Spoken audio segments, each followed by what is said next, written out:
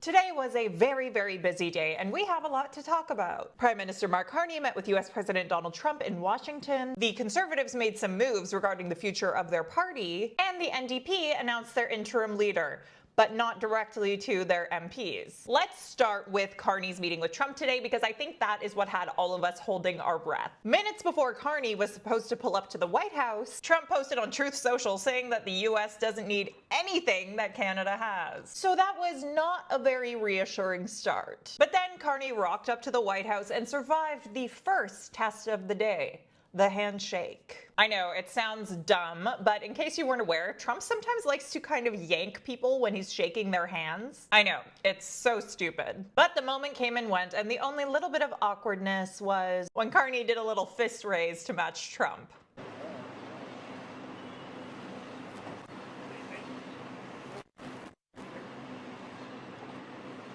Mr. President, your message to Canada, sir. Your message to Canada as you meet the new Prime Minister, sir. Next, Carney and Trump sat down in the Oval Office. And we all held our breath again, because I think we all remember what happened with Zelensky in the same situation. And there were definitely a few little awkward moments, but overall, Trump treated Carney with way more respect than our previous Prime Minister. I have a lot of respect for this man, and I watched him come up, in a sense, through the ranks. When he wasn't given much of a chance, and he ran a really great campaign. He did a really great debate. I think that debate was very helpful. And Trump also kind of just bulldozed J.D. Vance, which didn't leave the vice president many opportunities to demand that Carney say please. However, Carney did pull a few facial expressions, including when Trump suggested that he is the best thing to ever happen to Carney. Check it out. Just a few days ago, he won a very big election in Canada. And I think I was probably the greatest thing that happened to him, but I can't take full credit. His party was losing by a lot.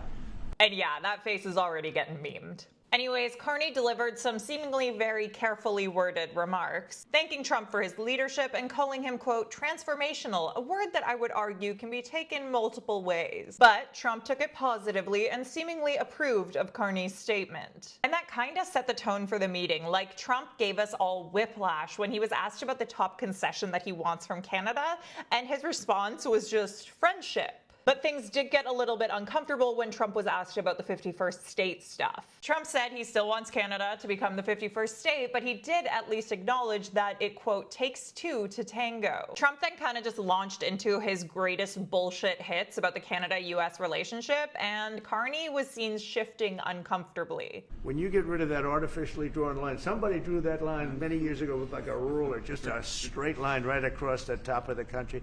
When you look at that beautiful formation when it's together, I'm a very artistic person, but when I looked at that beauty, I said that's the way it was meant to be. Free military, which honestly we give you essentially anyway, because we're protecting Canada if you ever had a problem. But I think it would really be a wonderful marriage, because it's two places that get along very well. They like each other a lot. And when Trump finished, Carney interjected, saying the line that's made all the headlines today, that Canada is not for sale and never will be, which made Trump pull a face of his own. As you know from real estate, there are some places that are never for sale. That's true. We're sitting in one right now, Buckingham Palace, that you visited as well. That's true. And having met with the owners of Canada over the course of the campaign last several months, it's not for sale, won't be for sale. Ever, but the opportunity is in the partnership and what we can build together. There was also a slight uptick of tension in the room when both Carney and Trump started discussing the areas of disagreement when it comes to the Canada-US trade relationship. And this led Trump to make a reference about what happened with Zelensky in that room, but only to assure onlookers that his conversation with Carney is, quote, much different and a, quote, very friendly conversation, which I think is a reality that can be attributed in many ways to Carney's refusal to take the bait, like when Trump, in response to a question about the Canada-US-Mexico trade deal, ranted about not liking Trudeau and called Chrystia Freeland, without actually naming her, quote, terrible. In response, Carney didn't mention Trudeau or Freeland, but instead just discussed the trade deal itself, though this was an area where Carney was a bit more firm. He said the US has, quote, taken advantage of existing aspects of the deal, particularly when it comes to tariffs, and said, quote, it's going to have to change. Part of the way you've conducted these tariffs has taken advantage of existing aspects of USMCA. So it's going to have to change. After this Oval Office media availability / photo op moment, Trump and Carney went into a closed-door meeting. Speaking afterwards, Carney called the talks, quote, wide-ranging and, quote, very constructive, but as expected, he didn't have a big announcement from the meeting. Instead, just confirming that they're going to continue having meetings in the weeks ahead, including in person at the G7 meeting that Canada is hosting in June. But overall, no big changes coming out of today. In a negotiation, you don't get like little elements of it. You get an end to a negotiation. We're having a very complex negotiation about a wide range of issues. And it's, as I said before I came here, I wouldn't have expected white smoke coming out of this meeting. That was not my expectation, that because of the nature of the negotiation. So you don't expect to have specific progress as things move along, even when you're making progress. All right, that's the big Canada-US stuff today. But there was also another juicy meeting taking place in Ottawa today, where the Conservative caucus was meeting to discuss the path forward for their party. On the way in, Poilievre, a week later, finally thanked his constituents in the riding of Carleton that he represented for over 2 decades before losing it last week. But when he was asked what he needs to change on the heels of this election loss, he basically just said, "We did really well, but we need to get even more votes." Take a listen. What we learned, I think we all learned, is that the map has changed dramatically. Like if you had told me that, for one, that we would get 41% of the vote a couple years ago, I would have said, wow, that's ambitious.